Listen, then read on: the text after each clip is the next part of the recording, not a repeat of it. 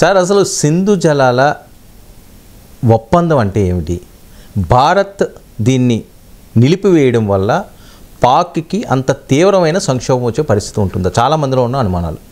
అంటే ఈ పహల్గామ్ అటాక్ తర్వాత భారత ప్రభుత్వం తీసుకున్న కీలకమైన నిర్ణయాల్లో ఒక రకంగా ముఖ్యమైన నిర్ణయం సింధు నదీ జలాల ఒప్పందాన్ని సస్పెండ్ చేయడం, రద్దు చేయలేదు. ఎందుకంటే ఈ ఒప్పందము నిలిపివేశారు ప్రకారము ఏ దేశం కూడా ఏకపక్షంగా రద్దు చేయరాదు, యూనిలేటరల్గా రద్దు చేయలేదు. అందువల్ల దీన్ని సస్పెండ్ చేశారు, నిలిపివేశారు. ఇది ఎందుకు ముఖ్యమైందంటే వర్మ గారు ఏంటి దీనికి ప్రాధాన్యత ఏంటంటే గత 60 ఏళ్లలో ఎన్నడూ కూడా ఈ 1960లో ఈ ఒప్పందం అమల్లోకి వచ్చింది. కొద్ది ఒప్పందం పైన సంతకాలు జరిగాయి.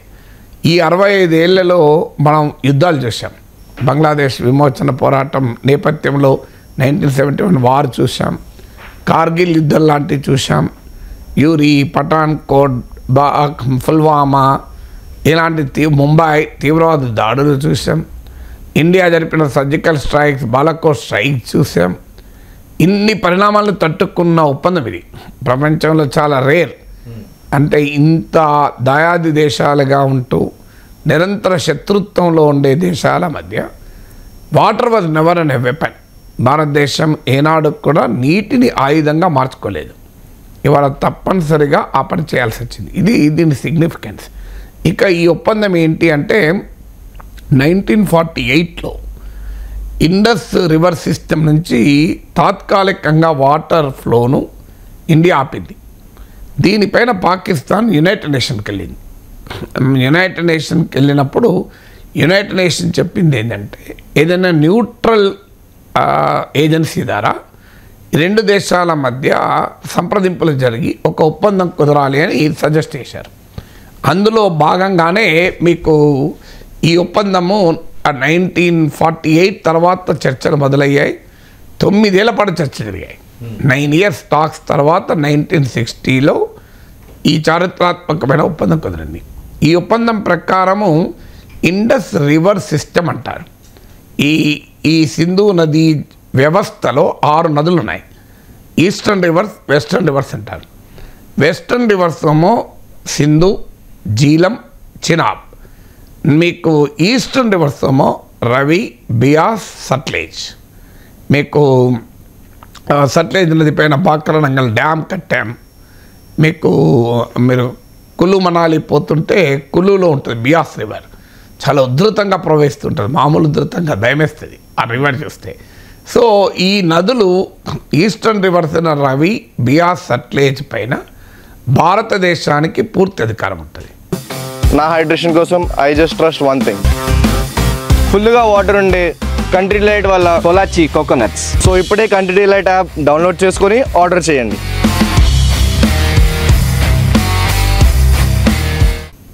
ఇక మిగతా 3 రివర్స్ ఉన్నాయి కదా, western reverse, Jhelum, Chenab and Indus.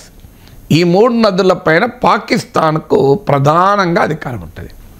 ఇక్కడ ఇందులో చాలా నదులు ఇండియాలో స్టార్ట్ అవుతాయి. అందువల్ల ఇండియా పాకిస్తాన్ల ద్వారా ప్రవహిస్తాయి.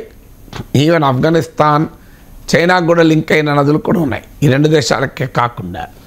సో ఈ నదీ జలాలను పంచుకోవడంలో ఇప్పుడు జీలం, చినాబ్, ఇండస్ పాకిస్తాన్కు life line.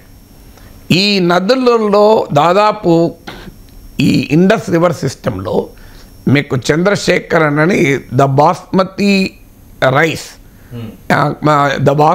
Rice history and geographical indication అని బుక్ రాశాడు ఆయన. ఇక్కడ ఈ బాస్మతి రైస్ ఏంటంటే ఇండియా పాకిస్తాన్లో మాత్రమే పండుతుంది, ఇంకెక్కడ పండదు ఇది. సో అందువల్ల దీనికి బాస్మతి రైస్ ప్రపంచంలో ఈ అరోమాటిక్ రైస్ అంటారు, మన బిర్యానీ రైస్ సువాసన వదిలుతూ ఉంటుంది. ఈ రైస్ ప్రపంచంలో ఎక్కడ తిన్నా మన దగ్గరికి వెళ్ళిపోవాల్సిందే.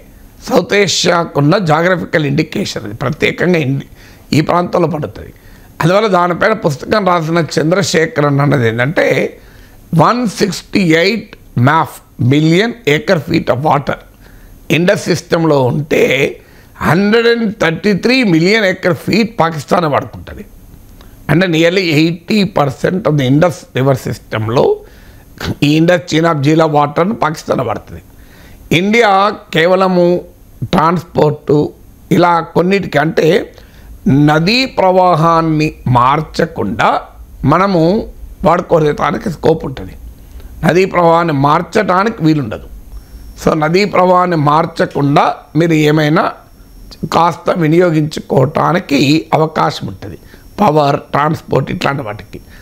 సో అందువల్ల ఈ రివర్ ఇప్పుడు భారత ప్రభుత్వం వాస్తవంగా ఈ ఇన్సిడెంట్ జరగకముందే ఈ ఒప్పందాన్ని రీవిజిట్ చేయాలని ఇండియా రైజ్ చేసింది.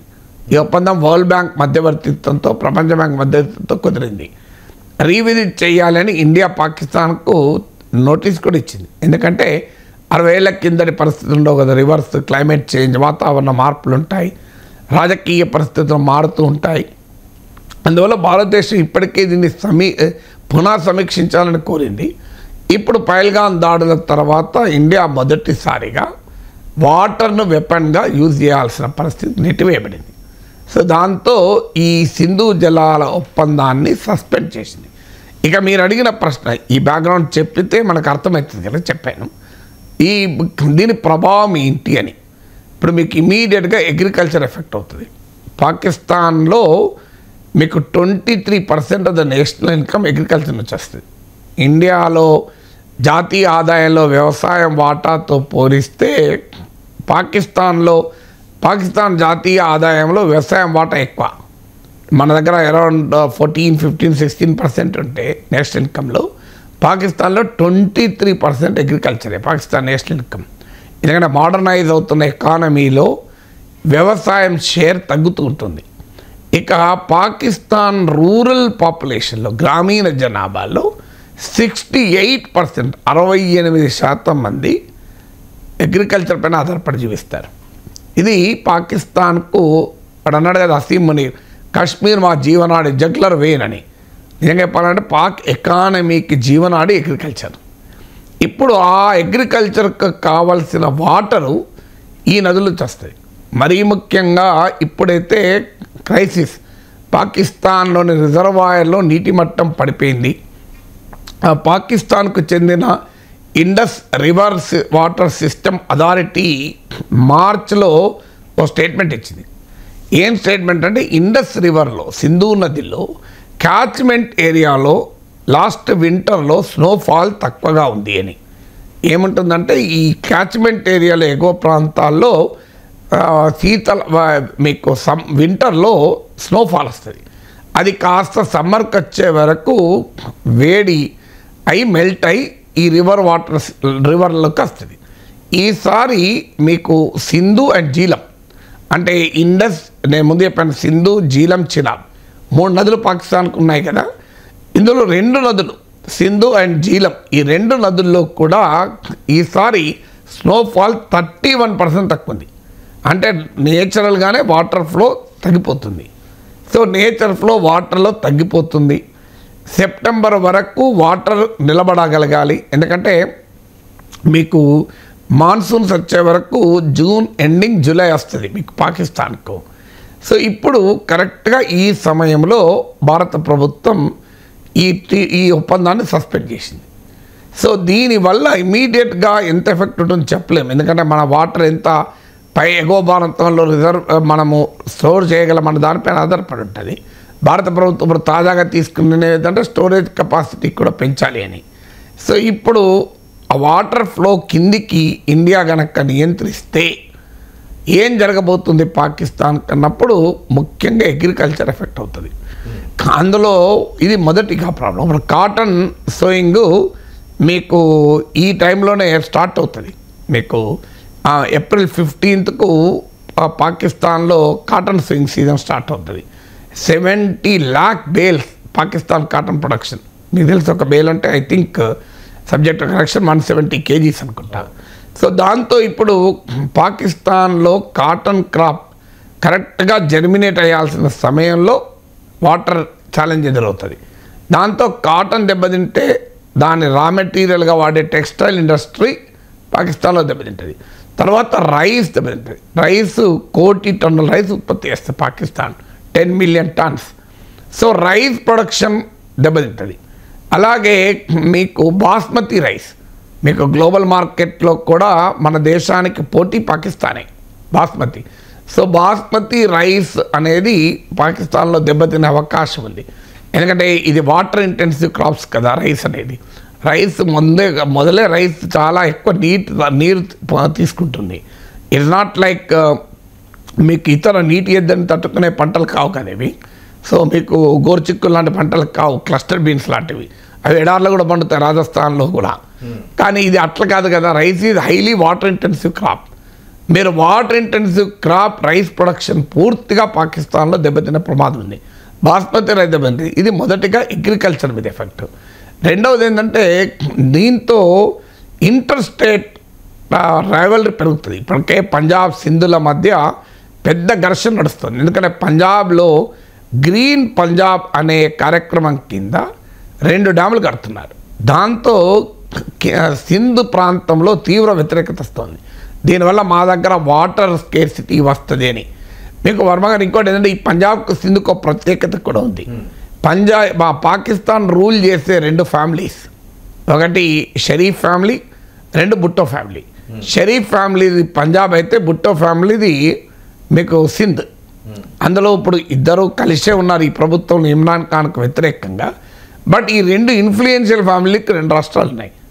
సో అందువల్ల ఇవాళ పంజాబ్ సింధ్ వాటరు సఫిషియెంట్గా ఉన్నప్పుడే కొట్టుకుంటే వాటర్ స్కేర్సిటీ మొదలైంది కనుక కొట్టుకుంటున్నారు. ఇప్పుడు ఇక వాటర్ ఇంకా సివియర్ స్కేర్సిటీ ఇంకెట్లా కొట్టుకుంటారు. సో అందువల్ల ఇంటర్ స్టేట్ రైవల్రీ పెరుగుతుంది. మూడవది ఐడల్ పవర్. ఈ ఇండస్ రివర్ వాటర్ సిస్టమ్ అంటే సింధు, జీలం, చినాబ్ కేవలం ఇరిగేషన్కు మాత్రమే కాదు, పవర్ అండ్ డ్రింకింగ్ వాటర్ కూడా కీలకం. పాకిస్తాన్లో డ్రింకింగ్ వాటర్ స్కేర్సిటీ అరౌండ్ 30% ఉంటుంది, 30%. సో అందువల్ల అందులో పవర్కు hydel power is the cheapest source of power. మనందరికీ తెలిసి ఎక్కడైనా జల విద్యుత్తు అత్యంత చౌకైంది ప్లస్ అత్యంత ఈకో ఫ్రెండ్లీ. హైడల్ పవర్ మీకు ఆ హైడల్ పవర్ పొటెన్షియల్ దెబ్బతింటుంది. ఎందుకంటే ఈ నదులపైన భారతదేశం కనుక చర్యలు మొదలు పెడితే దాంతో పాకిస్తాన్ పవర్ స్కేర్సిటీ ఎదుర్కోవచ్చు. సార్ ఆల్రెడీ ఇది స్టార్ట్ అయిపోయింది. ఇప్పుడు లీటర్ వాటర్ 140 రూపాయలు అట అక్కడ. అదే ఇప్పుడు మీకు డ్రింకింగ్ వాటర్ స్కేర్సిటీ అది కూడా చెప్పేది. పాకిస్తాన్లో ఉన్న సిటీస్లో అత్యధిక నగరాలు ఈ నదుల ద్వారా వచ్చే కాలువల మీద ఆధారపడాల్సిందే. సో ఎందుకంటే పాకిస్తాన్లో భూగర్భ జలాలు భారీగా అడుగంటిపోతున్నాయి. అదే ప్రపంచం అంతటా జరుగుతున్నాయి, పాకిస్తాన్లో కూడా ఎక్కువ జరుగుతున్నాయి. సో మీకు ఏం జరగబోతుంది అంటే పవర్ ప్రొడక్షన్ ఇప్పటికే పాకిస్తాన్ సిటీస్ పవర్ స్కేర్సిటీ ఎదుర్కోబోతున్నాయి. లేదంటే వాళ్ళు ఇప్పుడు కోల్ ఇంపోర్ట్ చేసుకోవాలి.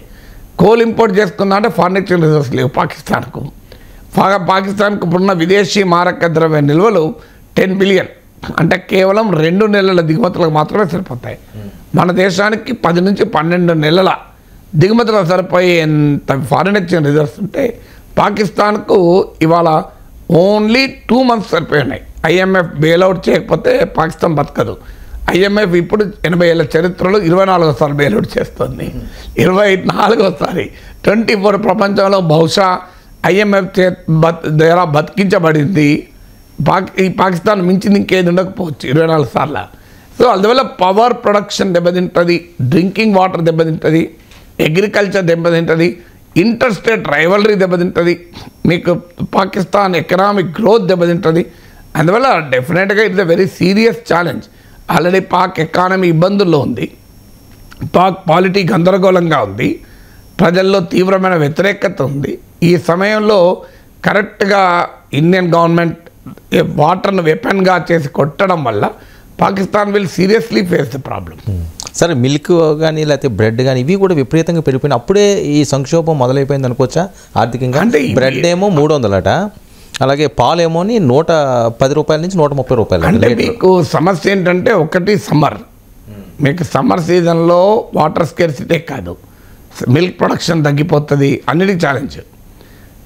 రెండవ మీకు ఇప్పుడు నేను ఇంతకుముందు చెప్పాను కాటన్ ఏప్రిల్ 15th సోయింగ్ మొదలవుతారు. రైస్ May 15th పంజాబ్ ప్రావిన్స్లో ప్రభుత్వం ఆదేశించింది May 15th నుంచి రైస్ సోయింగ్ సీజన్ మొదలు కావాలని.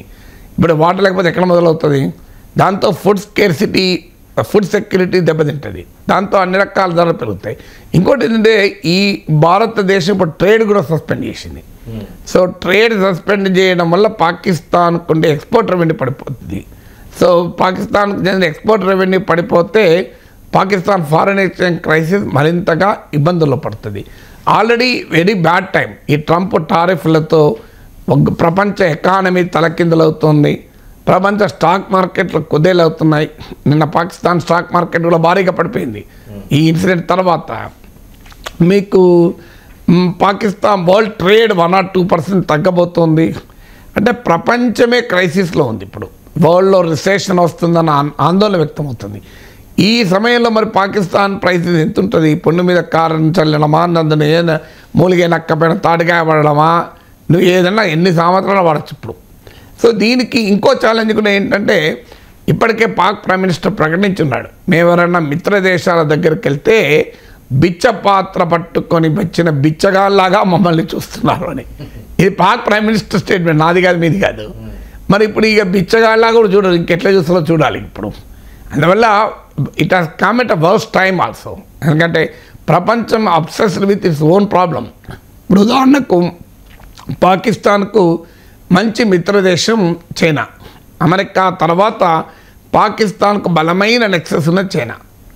కానీ మీరు గమనించండి, చైనా ఇండియాతో ఇప్పుడు ఫ్రెండ్షిప్ కొరకు ఎదురు చూస్తుంది. సాధారణంగా చైనా ఇండియా మధ్యనేమో గొడవలు ఉన్నాయి. చైనా పాకిస్తాన్ నెక్సెస్, ఎందుకంటే ఇది జియో పాలిటిక్స్లో భాగం. ఎందుకంటే ఇండియాతో మన చైనా ఘర్షణ ఉండే వరకు చైనా పాకిస్తాన్ దగ్గర అయింది. కానీ ఇప్పుడు ఏంటి పరిస్థితి? ప్రెసిడెంట్ జిన్పింగ్ భారత రాష్ట్రపతికి ఉత్తరం రాశారు ఈ మధ్య, మనం కలిసి ఫైట్ చేద్దాం ఈ టారిఫ్ల పైన, ఏషియన్ ఫ్యామిలీగా ఆసియా కుటుంబము, ఇవన్నీ మాట్లాడుతున్నారు. మీరు చైనా భారత్ సరిహద్దులు ఉద్రిక్తతలు కూడా తగ్గిపోయాయి. ఇప్పుడు మన commerce minister Piyush Goyal China వెళ్తున్నారు. సో ఇప్పుడు చైనా మరి సపోర్ట్ చేస్తా చూడాలి. సో పాకిస్తాన్కు మరి చైనా ఏమనంటే మాట సాయమే తప్ప చేత సాయం చేసే పరిస్థితుల్లో చైనా లేదు. ఎందుకంటే Chinese economy Trump trade war వల్ల దెబ్బతింటుంది. మీకు లాస్ట్ ఇయర్ 3.9% నుండి ఇయర్ 4.9% ఉందని చైనా అంచనా వేస్తే ఇప్పుడు 1 or 2% పడిపోతుందని గోల్డ్మన్ సాక్స్ అంచనా. అందువల్ల ఇప్పుడు ప్రపంచంలో అందరూ ఎవరి కష్టాల్లో వాడున్నాడు. ఈ సమయంలో పాకిస్తాన్ ఆదుకోవడానికి ఎవడు ముందుకు వస్తాడు అనేది క్వశ్చన్. ఇప్పుడు పాకిస్తాన్ ఎవడు ఆదుకోవాలి? చైనా బాధలు చైనాకు ఉన్నాయి, తాలిబాన్కి పాకిస్తాన్కే పడతలేదు. ఇప్పుడు ఈ దాడులు తాలిబాన్ ఖండించింది. విచిత్రం ఏంటంటే ఇది రీజనల్ పీస్, సెక్యూరిటీ అండ్ స్టెబిలిటీని దెబ్బతీస్తుంది అని తాలిబాన్ అనేది. తాలిబానే పెద్ద తీవ్రవాద సంస్థ. సో ఆఖరికి వాడు కూడా ఖండించాడు. సో ఇప్పుడు ఇరాన్ టెన్షన్, ఇరాన్కు ట్రంప్ ఎక్కడొచ్చి దాడి చేస్తాడో ఇరాన్ పైన అని. సో రష్యా ఫ్రెండ్షిప్ చేద్దామా అంటే రష్యాకు ఉక్రెయిన్ వార్ ఉంది. సో ఎవరి గోలలో వాడున్నాడు? అమెరికా సపోర్ట్ చేస్తుంటే అమెరికాకు ట్రంప్కు make America great again panchayat ఉంది. So everybody is busy. ఈ సమయంలో ఈ పనికి పాకిస్తాన్ దిగజారింది. సో అందువల్ల it's extremely difficult for the Pakistan to survive. So ఎంతకాలం భారత్తో పెట్టుకోగలుగుతుందనేది చూడాలి. ఎందుకంటే ఈ ప్రపంచంలో పాకిస్తాన్, భారతదేశం అన్నాడు కదా అసీం మునీర్, ఈ రెండు వేరువేరు దేశాలు. నిజమే వేరువేరు దేశాలు. నేను చాలాసార్లు చెప్పాను. మనం ఒక సత్య నాదెల్లా, సుందర్ పిచ్చయ్య, ఇందిరా నూయి, పరాగ్ అగర్వాల్, శంతను నారాయణ్ ఇలాంటి కార్పొరేట్ దిగ్గజాలను క్రియేట్ చేశాం. పాకిస్తాన్లో ఎవరు క్రియేట్ చేయడు? మీకు Hafiz Saeed, Tahawwur Rana, Dawood Gilani alias David Headley, Masood Azhar వీళ్ళనగా సృష్టించింది Dawood Ibrahim. So like they will face the price. భస్మాసులను సృష్టిస్తే ఇలాగే మారిపోతుంది కదా దేశం.